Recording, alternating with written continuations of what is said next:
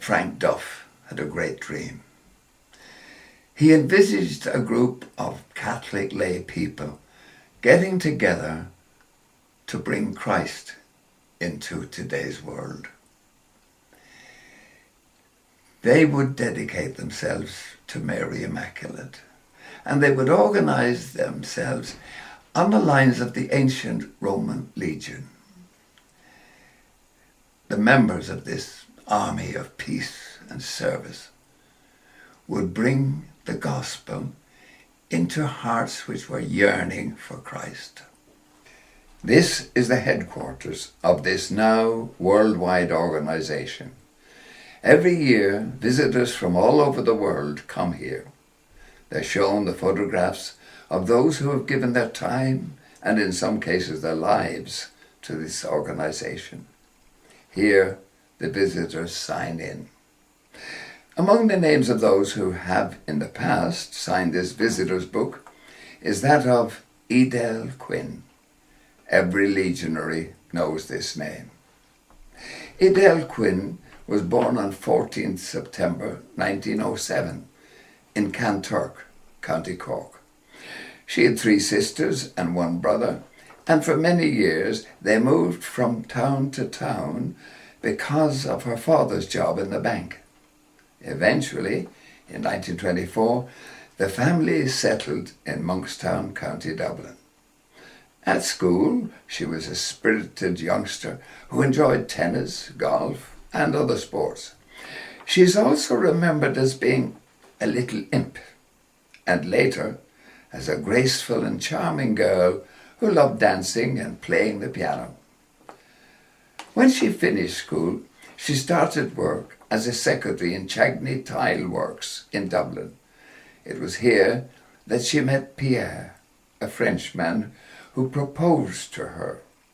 She turned him down, since she had it in mind to join the Poor Clares, a contemplative order in Belfast.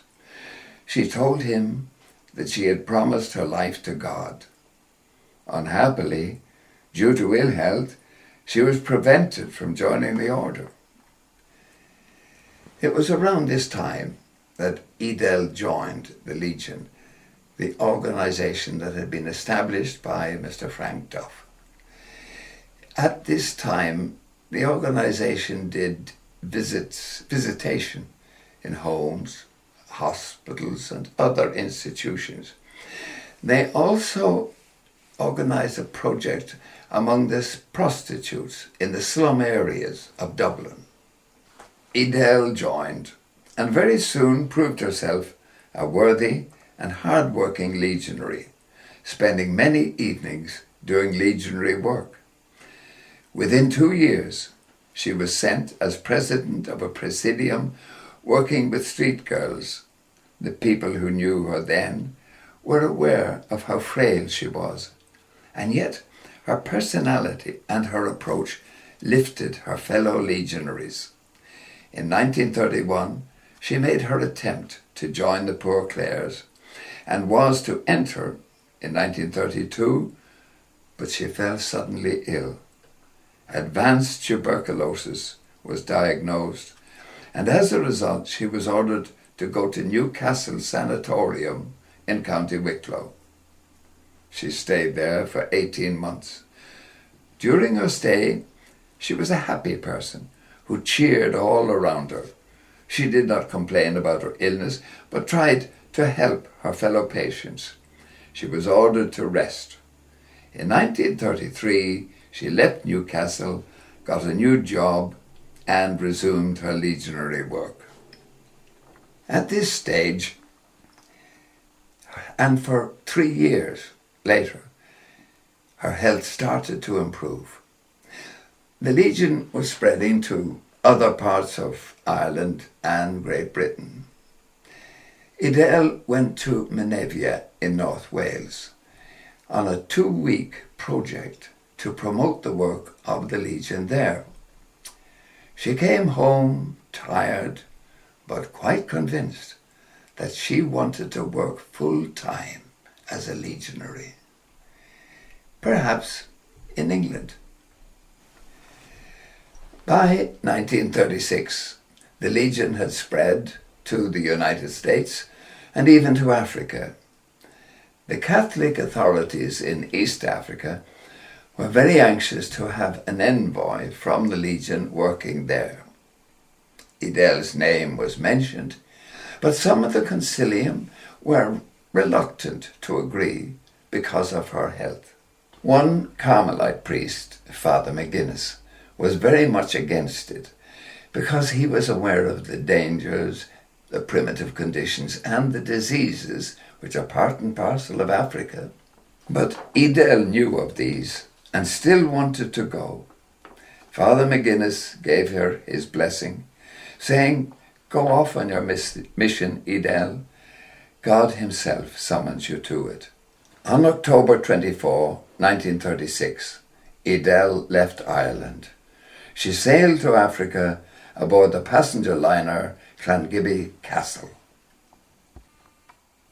Now, in the lifetime and the closing time of Pope Paul, he sent over his secretary, Father McGee, and asked us to give him a letter from Edel Quinn's correspondence. A letter which we thought was the most distinctive, characteristic document which ever proceeded from her. But now, at first thought that was asking us an impossibility, because she wrote at least a couple of letters every week, apart from others. And to pick out from that would be, well, impossibility. But as it was, one letter jumped to our thought, and it was this letter that she wrote. And it was a letter saying goodbye and promising to serve us faithfully. The letter is in her life in facsimile. That's right. That's the letter we sent to the Pope, where she rendered all her feelings. But then very typically she said, "I will never again refer to this subject." And she never did.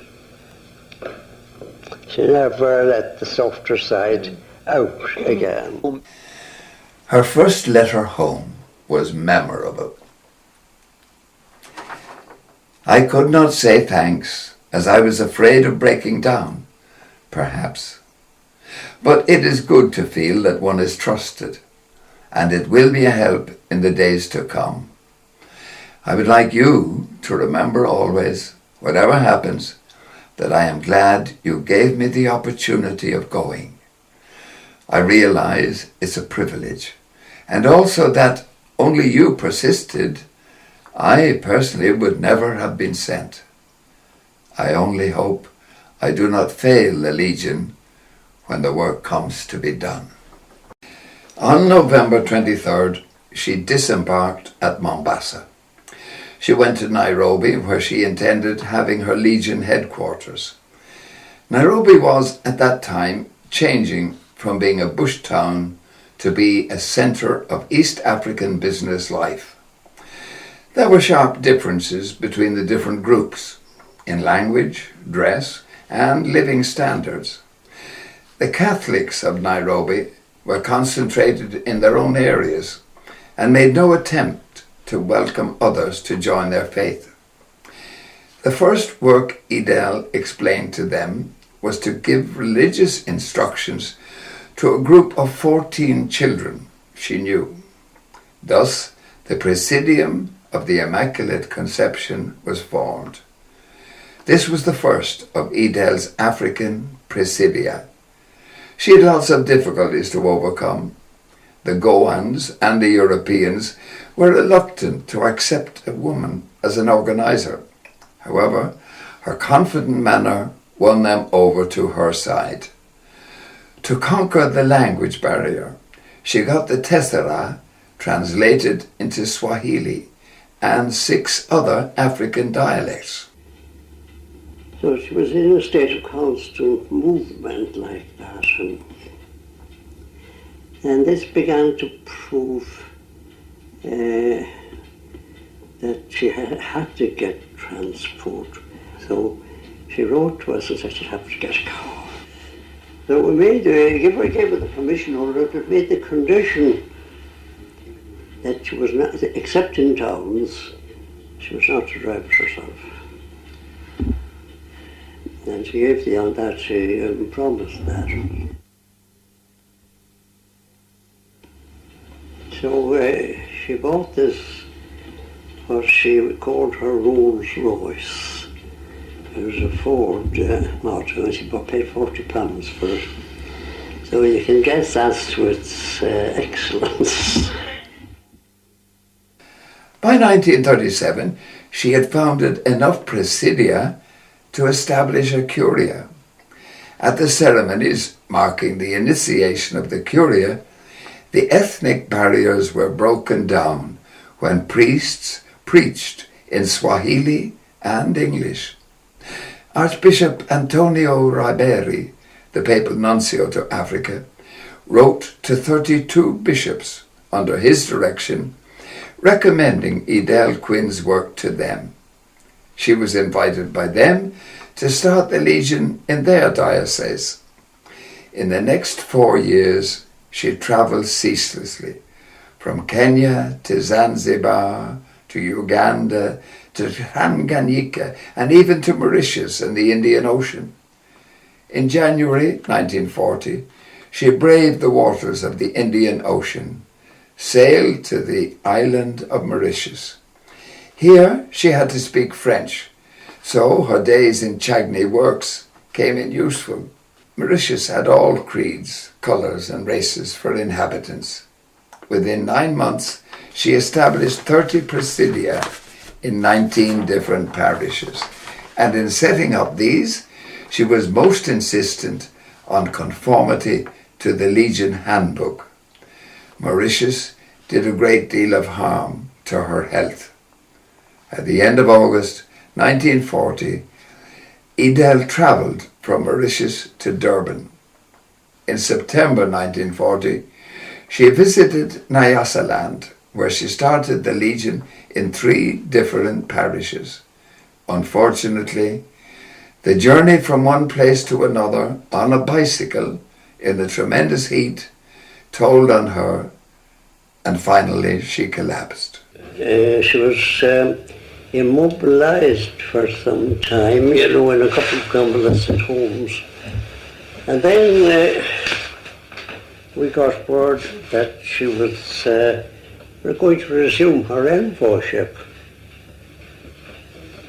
And we telegraphed out to her prohibiting her from doing this.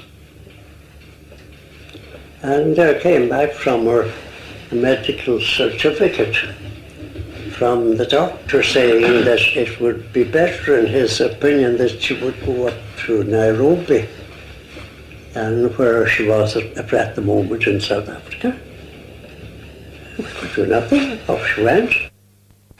She continued her work, and within a short time had re-established her links with legionaries working in Kenya and other parts of East Africa. All this she did by mail. In May 1943, although she could hardly walk, she went on an 80-mile car journey on a missionary project. In December 1943, Edel began a 6-week extension tour in Tanganyika. Here she caught cold and started to lose weight very quickly. But she did not stop. Her determination knew no bounds, and people working with her marvelled at her efforts to fight the tuberculosis that was gradually eating up her strength. In March 1944, she left Nairobi to travel to another part of Kenya, but the combination of tropical heat and damp climate eventually forced her to return to Nairobi a month earlier than she had planned. At 6:15 on May 12th, 1944, one of the legionaries Miss Gannon, arrived to see Edel at the convent. She knew that Edel usually sat in a sun shelter in the convent grounds. But she had hardly taken a few steps towards the couch when she heard a cry, then a moan. Edel had bent her head, and with a last breath, she said, "Jesus, Jesus." As a delicate mark of their affection, the sisters led Edel out for her last sleep in the white habit of their order. Father Tirogli, a postulator for causes in Rome, said of her, "I have been able to refresh my spirit by once again dipping into the life of that incredible person." The process leading towards canonization begins at the diocesan level. An exhaustive search of the candidate's writings, speeches, and sermons is undertaken, and eyewitness accounts are gathered.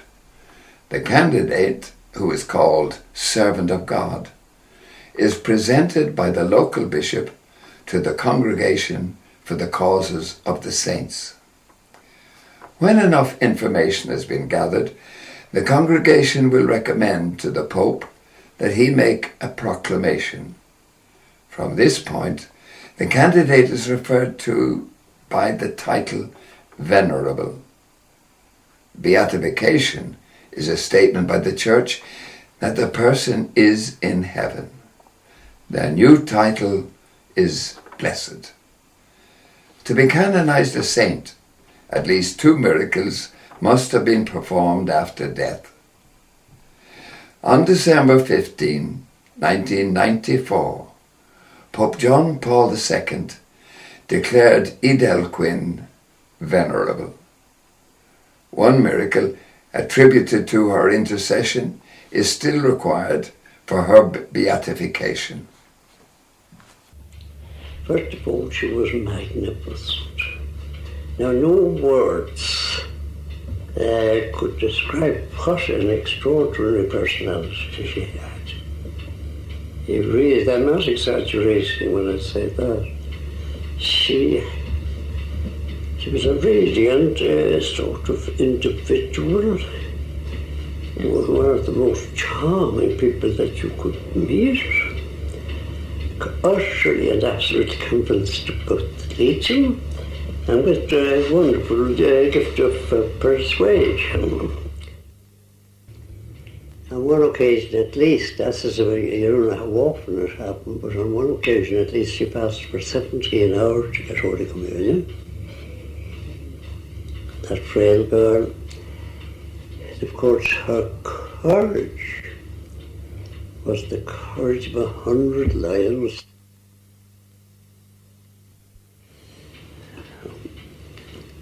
When I was speaking at the tribunal, at the canonization tribunal, they asked me at the very end. I was 3 days under questioning at that all day long. And when they said to me at the very, very end, had I any comment I'd like to make, I said that, well, that the chief one was that if she were not canonizable, then I just simply wouldn't know what the whole thing was about.